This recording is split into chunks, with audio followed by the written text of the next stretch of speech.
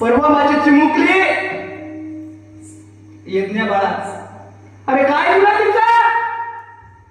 अरे तिला स्त्री मधून पुरुष मधून कुठलाही भेद नाही, ना वर्ण भेद ना संघ भेद ना काही नाही. चिमुकली 3 वर्षाची चिमुकली आणि त्या चिमुकलीवर 3 वर्षाच्या चिमुकलीवर त्या नराधमाने अत्याचार केला, अधोगतिक अत्याचार केला. महाराज त्याला काय करायचं? तुम्ही सगळे सांगता फाशावर देऊ, पण तुम्ही याच्या पुढे जाऊन सांगतो अरे फासावर दिल्यानंतर त्याचा एका मिनिटात जीव जाईल. नको महाराज, त्याला त्या भरत चौकात आणा. त्याला राजांच्या काळामध्ये जो दंड होता त्याला काय म्हणायचे महाराज?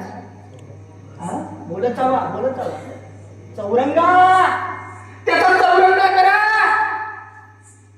आणि चौरंगा केल्यानंतर अरे ज्या हाताने त्या यज्ञ बाळावर त्याने हात दुष्कर्म केले ना ते हात तोडा.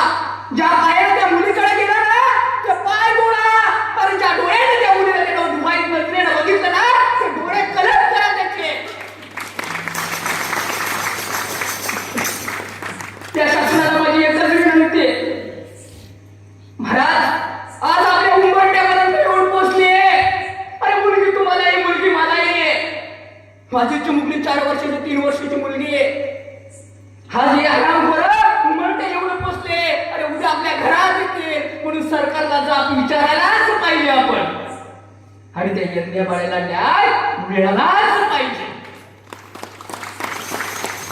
महाराज या ठिकाणी पांडुरंग परमात्मा माझ्या कीर्तनाच्या माध्यमातून सगळं काय असं यज्ञ बाळाच्या आत्माला शांती लाभू दे एवढीच मी परमेश्वराकडे प्रार्थना करतो.